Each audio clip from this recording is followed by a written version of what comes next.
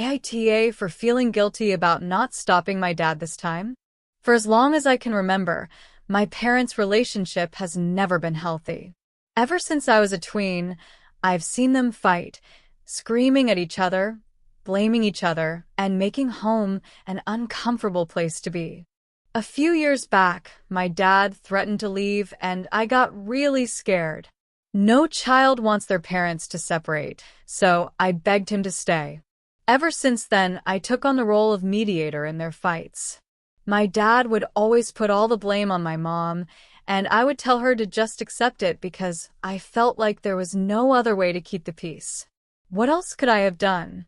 But in the last couple of years, things have gotten worse.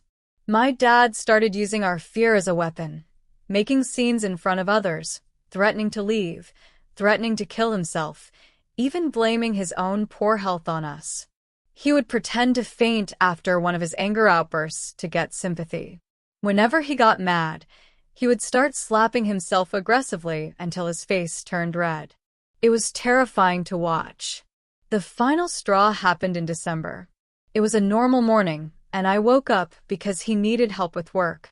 My mom gave a simple opinion about something, and he exploded in rage, even though the conversation wasn't serious at all. And then, out of nowhere, he escalated things. He grabbed a knife from the kitchen and held it to his wrist, threatening to kill himself. Then, he started talking about separation again. This time, my mom finally snapped and said, "Fine, go ahead. I can't deal with this daily stress of waking up and living every day knowing you make my life miserable."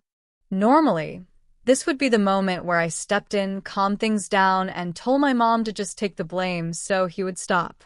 But this time, I couldn't do it. I don't know what held me back, but I didn't say a word. When he realized I wasn't jumping in to defend him, he got furious. He yelled at me, "What kind of daughter are you?" I had just turned 18 recently, and he blamed it on that, saying that I suddenly didn't need him anymore and that I had brainwashed my mom against him.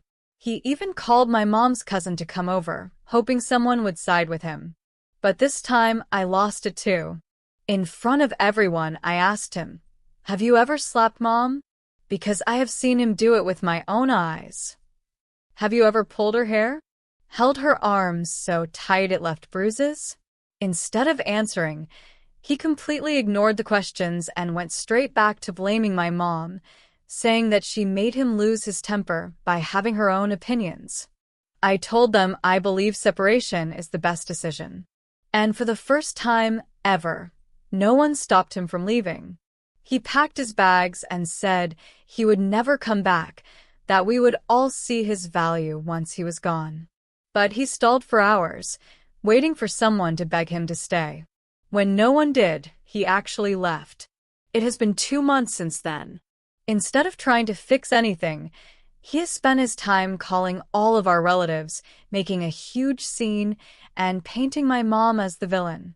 He has said she is too weak to survive without him, especially financially, and that she has been brainwashed by whoever. In the past month alone, he ran back to our home country twice to get emotional support from his parents, the same people he always badmouthed behind their backs. And yet, even though I know I did the right thing, I feel guilty. I miss him. I keep thinking, what if he is actually mentally sick? What if he does something to himself? If something happens to him, I will never be able to forgive myself.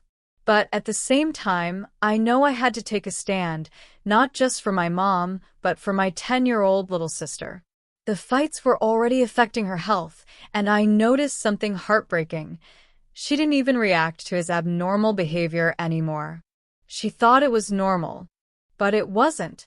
None of this was. And I couldn't let her go through the same childhood I did. We still haven't legally finalized the separation, but my mom seems to be in a much better place now. And yet, I can't shake this guilt. So, AITA for not stopping my dad this time?